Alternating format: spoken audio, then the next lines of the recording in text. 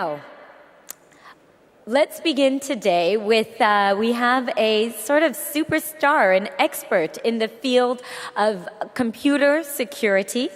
Ankit Fadia is with us today. We are thrilled to have him here. Besides being a wide-selling author, as I had mentioned, he is a security expert, cybersecurity expert, and has published 16 books, delivered more than 1,000 talks in over 25 countries, and has trained over 20,000 people in India and China. So we are absolutely thrilled and honored to have him here with us today. He is going to be talking to you about and showing you exactly how a robust cyber security system is imperative in establishing a successful and effective digital India. With that, ladies and gentlemen, please put your hands together and give Ankit Fadia a big, warm welcome.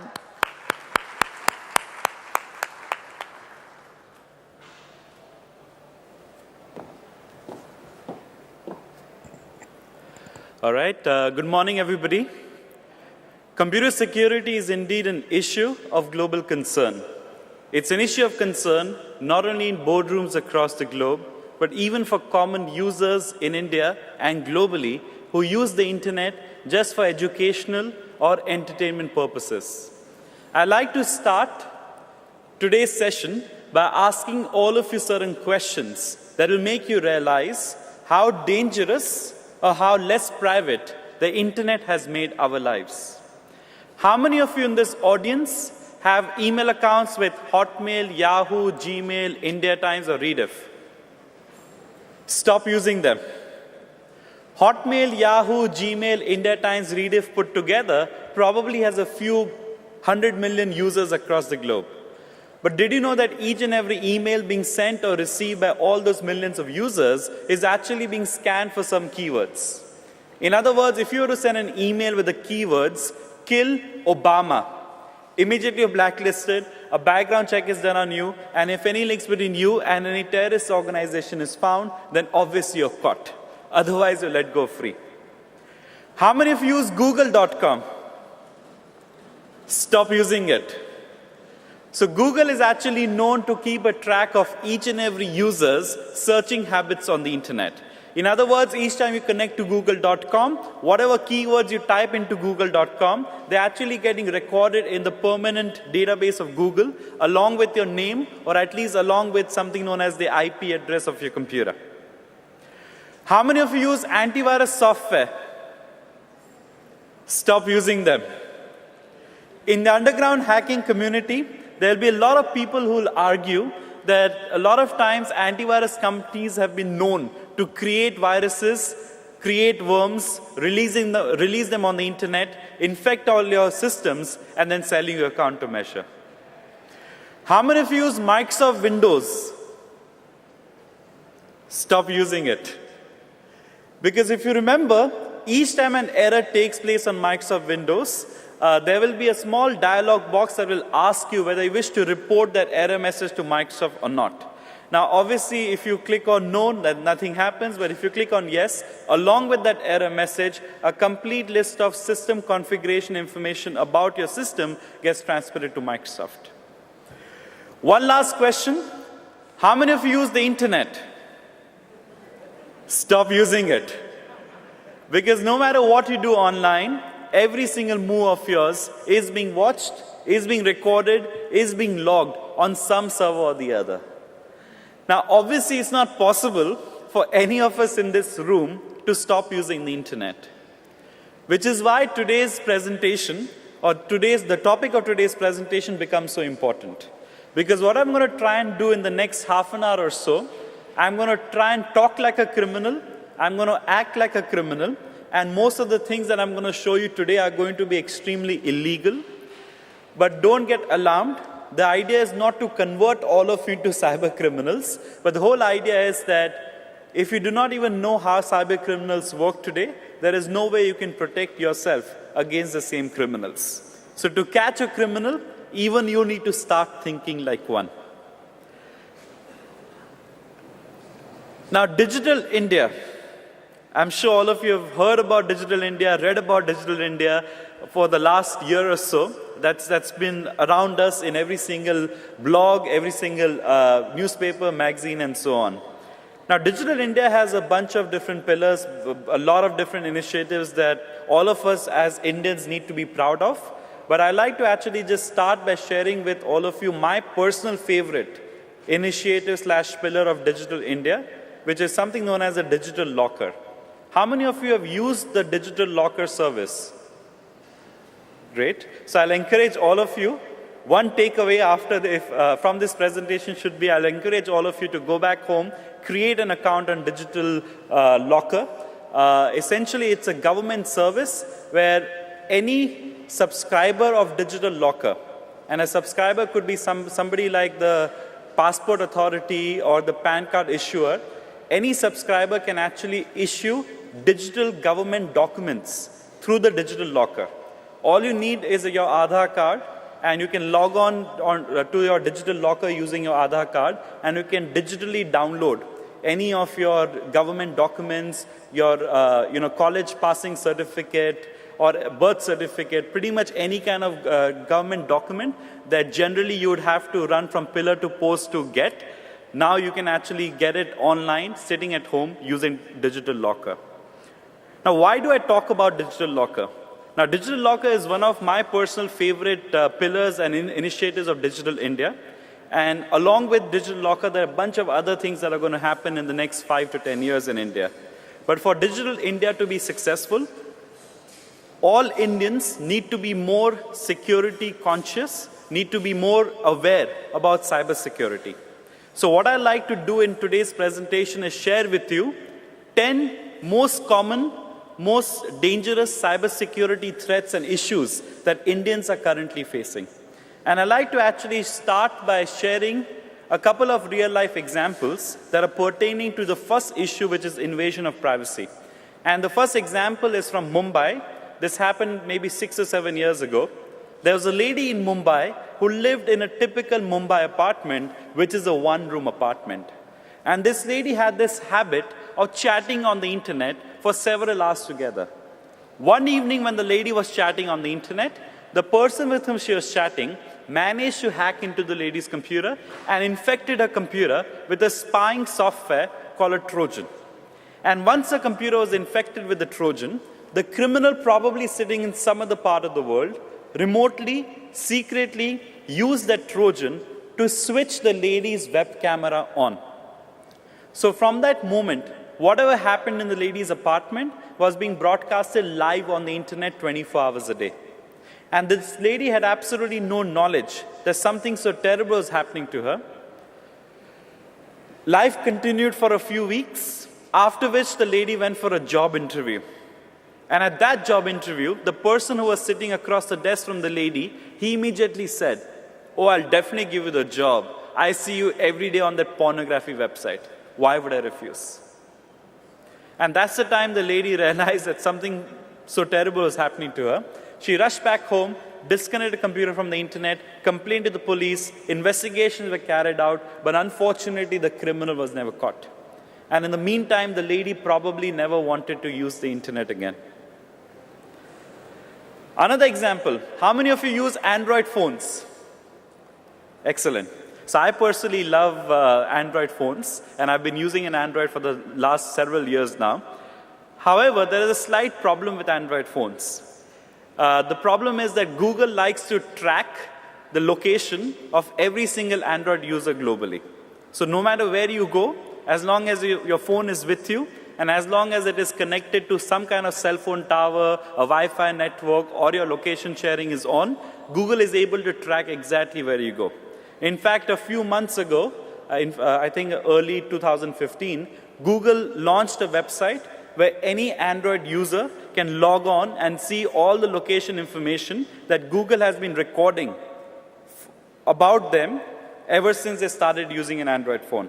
So just to give an example, this is what, let me replicate my screen so that all of you can see what I'm showing.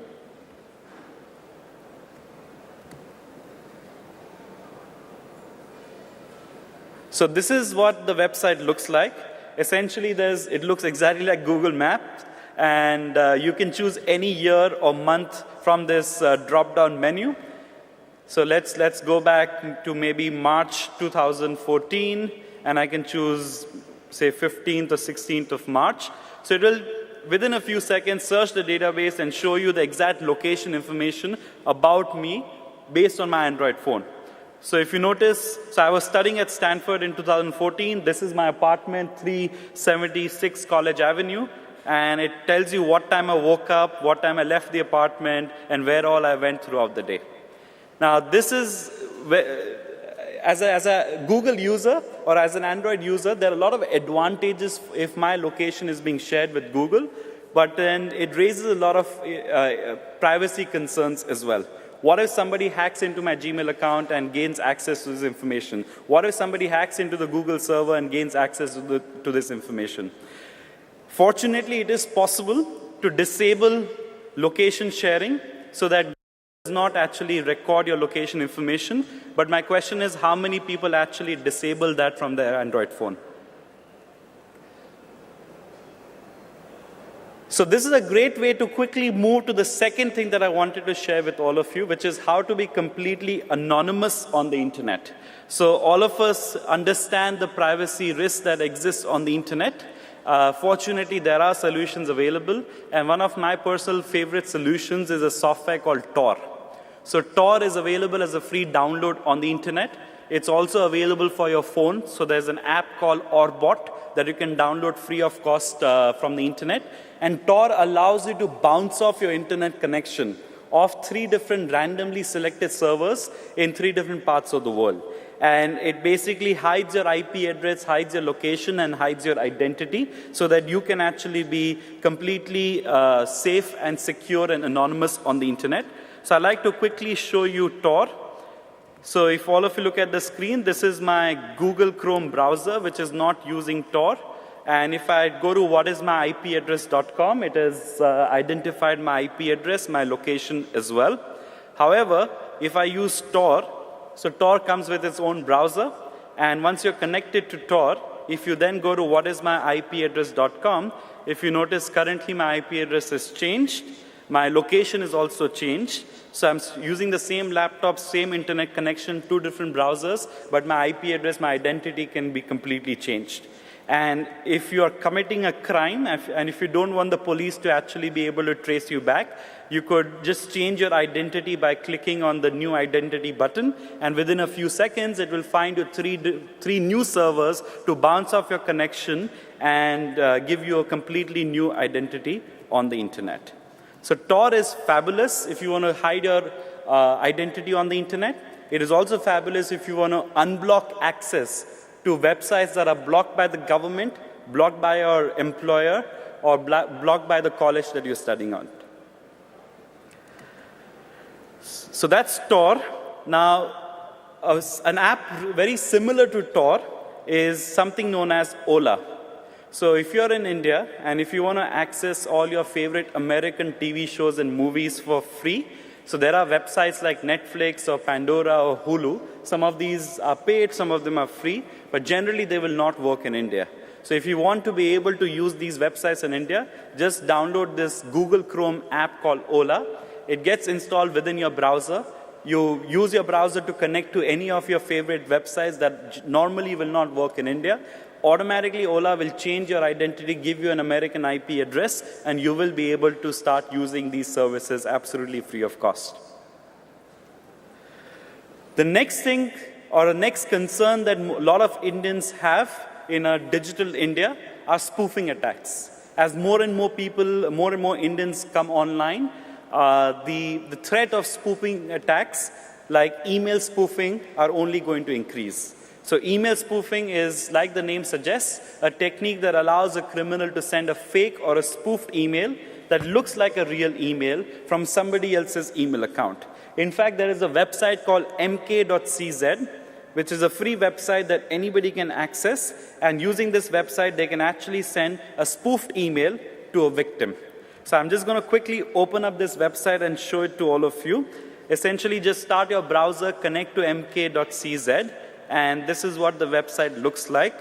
All you got to do is type in the from name, from email address.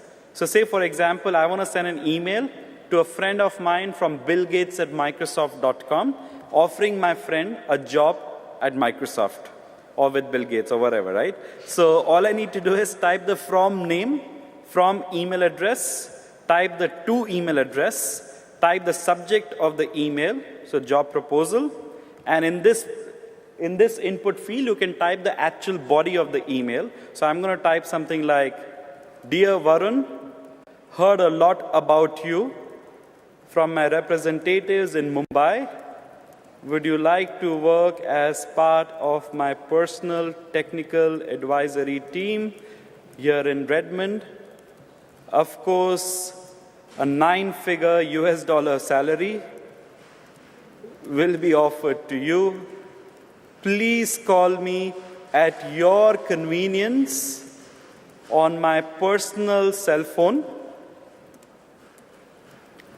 That's not the real number. Stop copying it down. Thanks a ton. Warm regards, Bill. Or maybe Billu. And when you're ready to send the email, all you got to do is click on send. And a few minutes later, when my friend checks his inbox, he would probably have received an email from Bill Gates at Microsoft.com offering him a job with Bill Gates at Microsoft. The best part is the email will look very real, very authentic. And the absolutely best part is if my friend falls for the trick, replies to the email, the reply will obviously go back to Bill Gates at Microsoft.com. Now, I'm not saying that solutions do not exist. There are software available that will easily detect email spoofing. But the question is, how many people know that email spoofing exists, and how many people are actually using the solutions to protect themselves? Now, to be honest, email spoofing has been around for many years now. And nowadays, criminals have already, stopped using email spoofing, and they have moved on to something known as SMS spoofing, where you'll receive an SMS from maybe your loved ones, maybe your parents, your spouse, or your kids, or your best friend.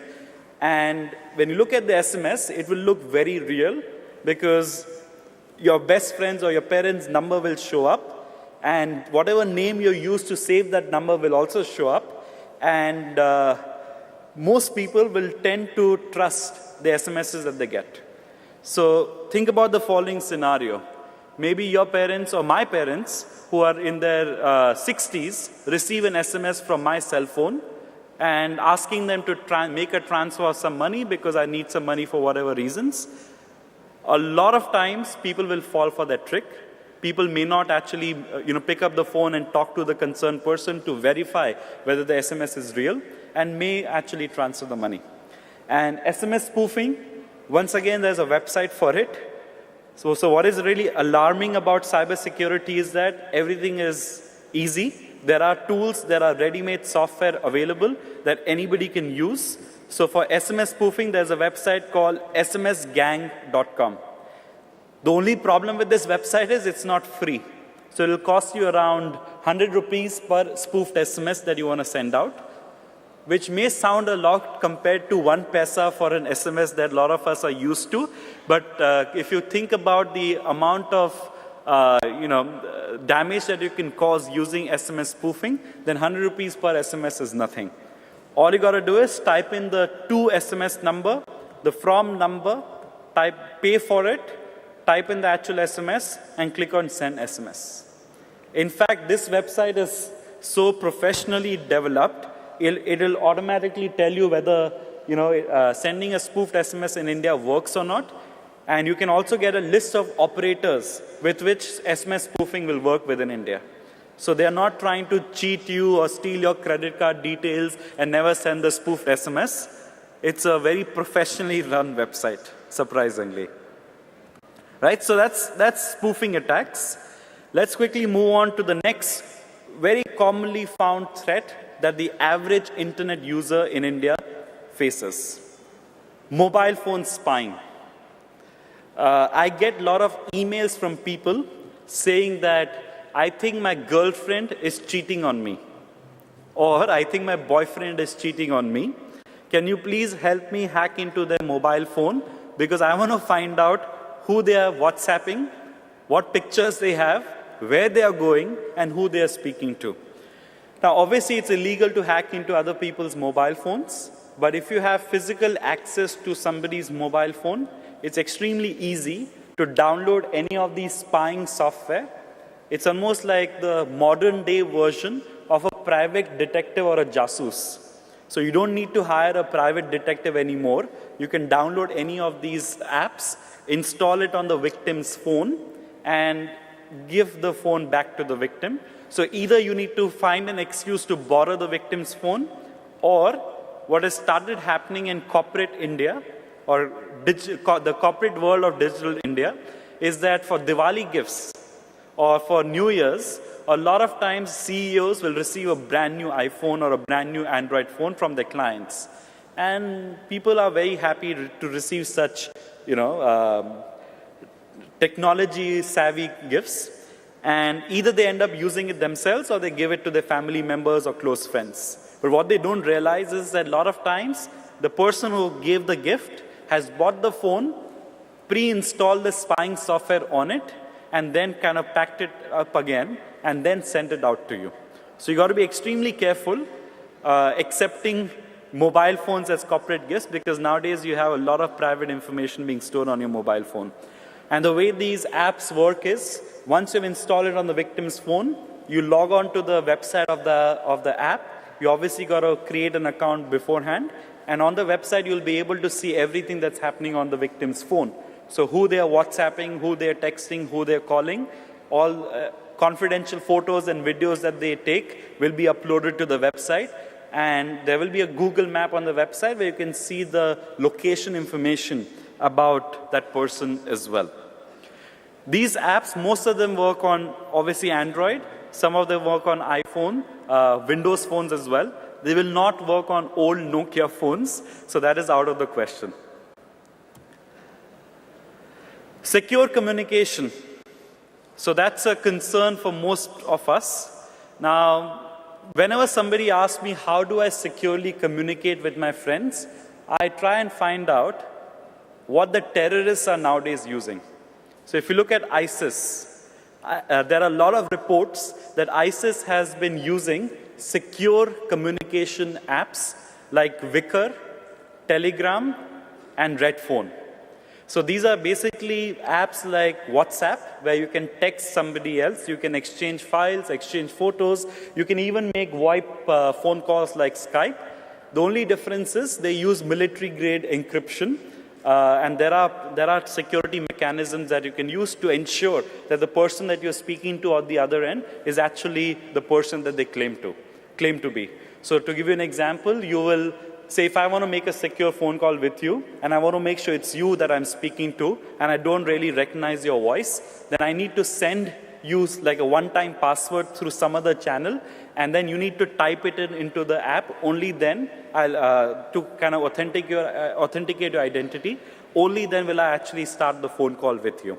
So these are apps that are freely available on app stores that everybody should be downloading if they're concerned about the security and privacy of their messages, because not only do they give you encryption, the messages that you send will self-destruct, so it's kind of like Snapchat, encryption and WhatsApp put together. So highly recommended if you have confidential messages that you're exchanging with somebody else. Phishing attacks. I'm sure all of you have heard about phishing attacks. They have been around for many, many years now. The only problem nowadays is that phishing attacks are becoming even more sophisticated by the day. To give you an example, there is something known as an HTML5 full-screen API attack. So I'll just give you a demo of what it looks like. So typically in phishing attacks, let me again project my screen. So typically in phishing attacks, what happens is you are shown a fake login screen, right? So if all of you look at the screen, this is the bankofamerica.com kind of login screen. Now, quick way to detect whether a screen is a fake login screen or a real login screen is obviously to look at the URL.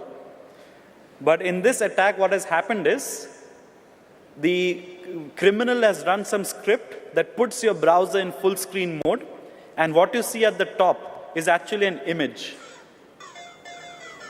So they have taken a screenshot of bankofamerica.com, they put your browser in full screen mode, and the image of bankofamerica.com is kind of put at the position right at the top. So you think that you're connected to the real login screen of bankofamerica.com, but actually it's just a full screen phishing attack.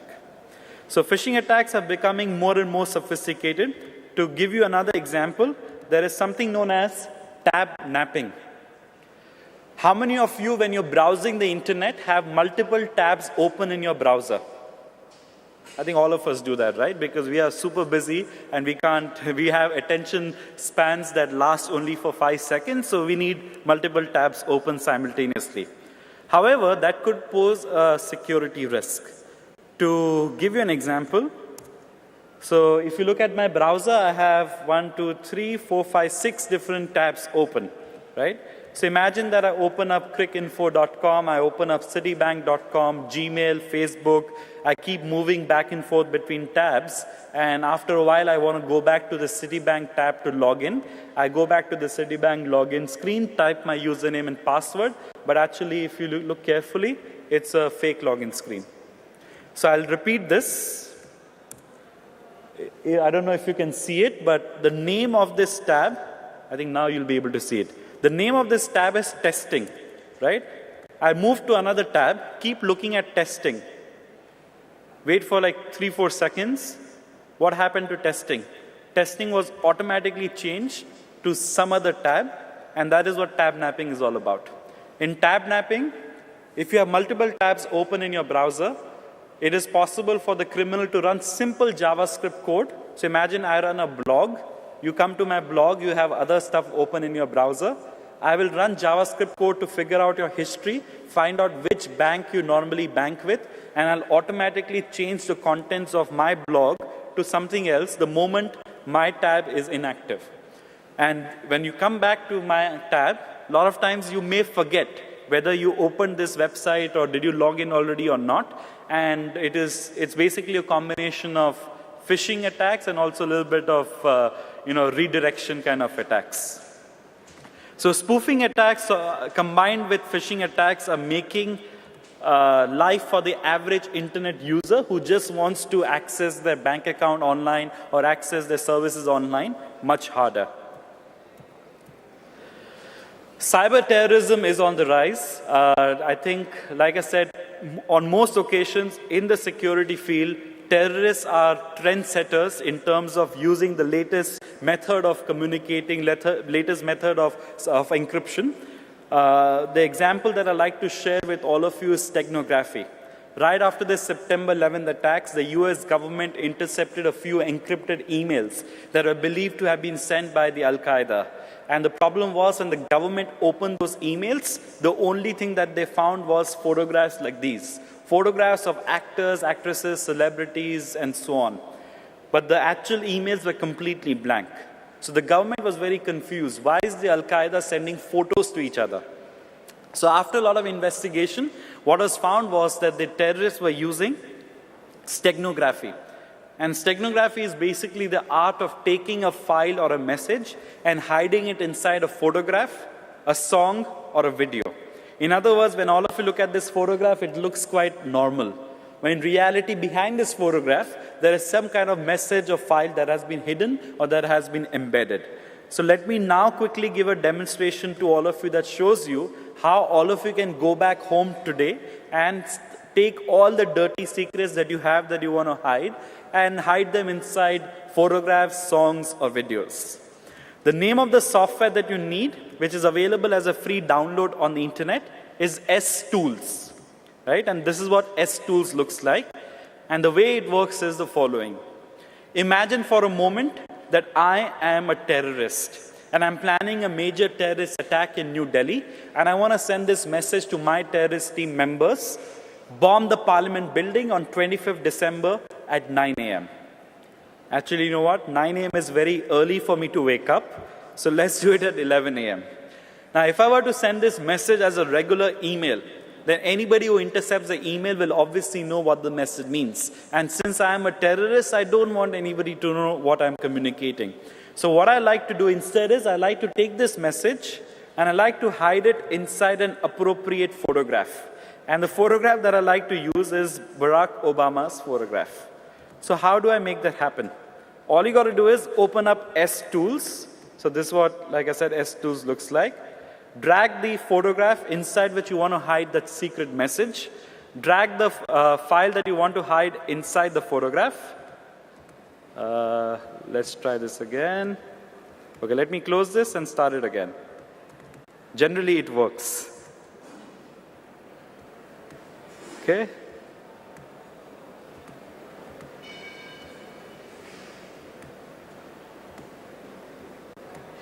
There you go. So you got to drag it onto the photograph and not just in the app. So it is asking me to choose a password. So you can choose any password of your choice. And within a few seconds, if all of you look at the screen, the software has created an identical copy of the photograph. Can anybody in the audience point out any differences between the two photographs?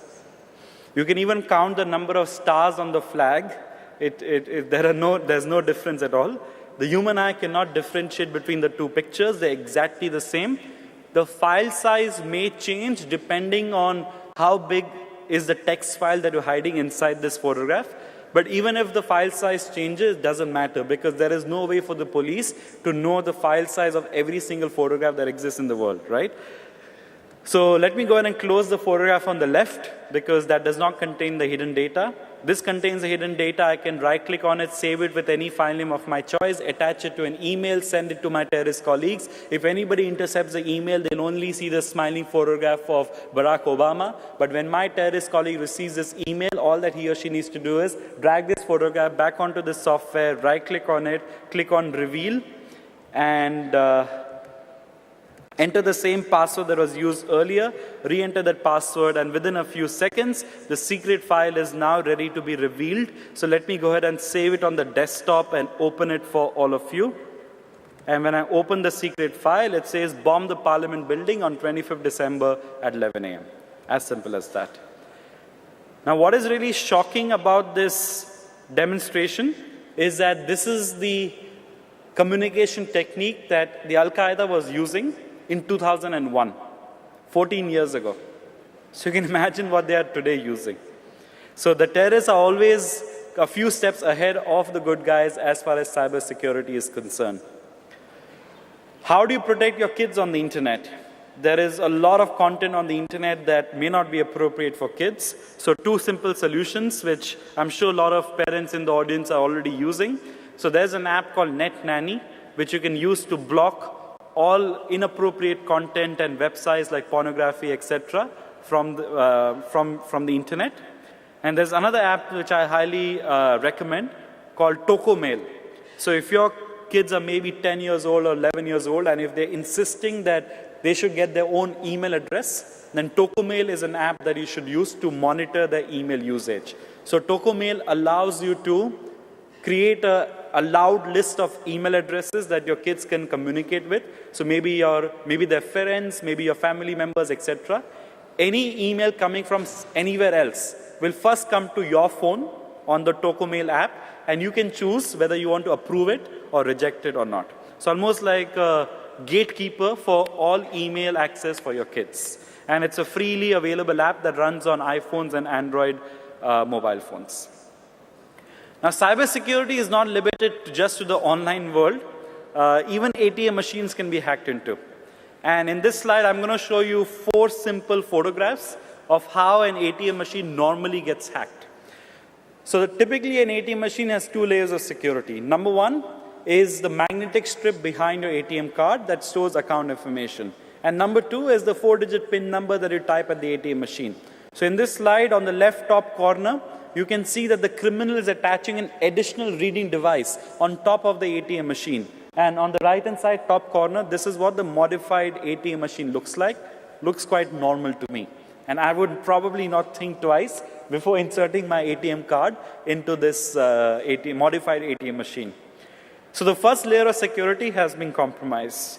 Left bottom corner, the criminal is attaching a small wireless camera to the marketing brochure holder, which is then kept at a very strategic location, such that the customer can never see the camera, but the camera is able to take a video or a lot of photographs of the numeric keypad where the 4-digit PIN number is being typed. And the very next day, copies of your ATM card would be sold over the internet in some other part of the world. In fact, there is a website which I like to kind of just share with all of you, where you can actually go online and buy a stolen credit card or a compromised POS machine. So it's become as simple as, if you search for rescatter, I think .cm. So rescatter.cm, let me make sure that all of you can see it. Yeah, rescatter. It's an online forum where criminals who have stolen credit card numbers are using that as a marketplace to sell to potential buyers. So you pay $1,000, you get the credit card information of one, say, credit card with a limit of $10,000. So it's up to you how quickly you kind of misuse it until it gets reported. And it's a global network where generally cards are stolen in one part of the world and then sold in another part of the world. Finally, even road signs can be hacked into. So in India, we don't have digital road signs, at least I have not seen one yet. But generally abroad, you have road signs that show you traffic conditions ahead, maybe there's a diversion, maybe there's an accident, and so on. Now, a couple of years ago, some hackers in Austin, Texas thought that it would be a great idea to hack into a digital road sign and change the message that is flashing on it. So imagine that you're done with your day at this conference and you're driving back home late at night. Maybe you're driving to Pune and on the expressway, suddenly you see the following message flashing by the expressway. So you have no idea what's going on. You don't know whether you need to speed up or slam the brakes or take the next exit. Now, this is not a very tech-savvy hack. If you want to do it, the next time you're traveling abroad, if you see a digital road sign, just park your car, walk up to the digital road sign, and below the road sign, you're going to see a control panel box. So typically at the bottom, you'll see some kind of control panel box. You open the control panel box, and inside the control panel box, you'll see a remote control.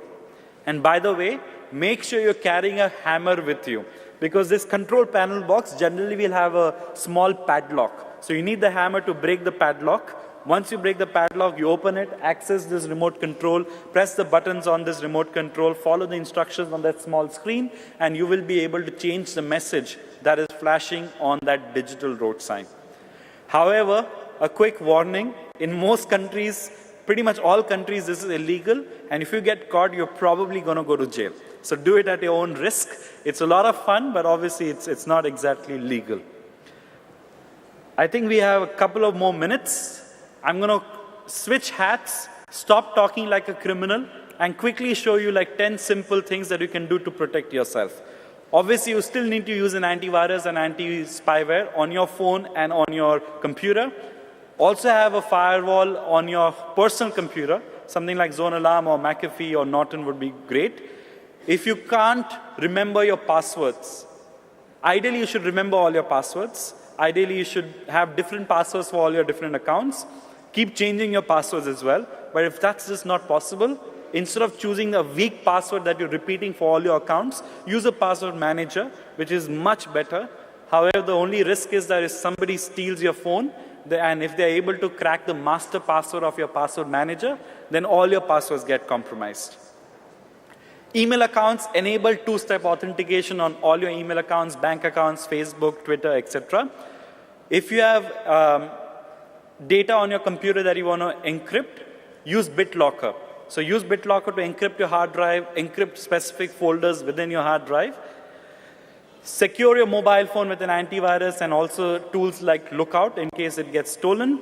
For your Wi-Fi networks at home, WPA2 security, anything more than 14 characters or 13 characters passwords. Enable MAC address filtering so that only certain devices with specific MAC addresses can connect to your network. When you're selling an old hard drive, a whole old laptop or mobile phone, use a software like Eraser that will delete not only the alive files, but also deleted files. DOS attacks, so now moving on to corporate security. So if you're worrying about DOS attacks, use solutions like Cloudflare, DOS attacks or DDoS as well. Enterprise protection, use firewalls like Checkpoint, Untangle, use an IDS/IPS like Snort. Have strong security policies in your organization, which is, I can't emphasize this point enough. That's extremely, extremely important. The more comprehensive are your security policies, the better is your better are your chances of protecting your organization. Do regular security audits every couple of weeks or every couple of months, depending on your industry and sector. And finally, especially from a corporate security perspective, you can have the best security software in place. You can be spending as much as you need to, or maybe even more than that on security. But remember, the biggest threat for any company is not from anything that I discussed today, but is actually from their own employees. So never underestimate the human risk of your employees trying to hack into your network and stealing from you. So make sure that your security policies and your security software are not only external looking, but also internal looking. So on that note, that concludes my quick overview of top 10 common security issues that everybody is facing. My contact details are up on the screen. AnkitFadia.com is my website. I look forward to hearing from all of you. Any questions you have, you can drop me an email. On that note, thank you so much. Enjoy the rest of the day. It was fantastic interacting with all of you. Thank you.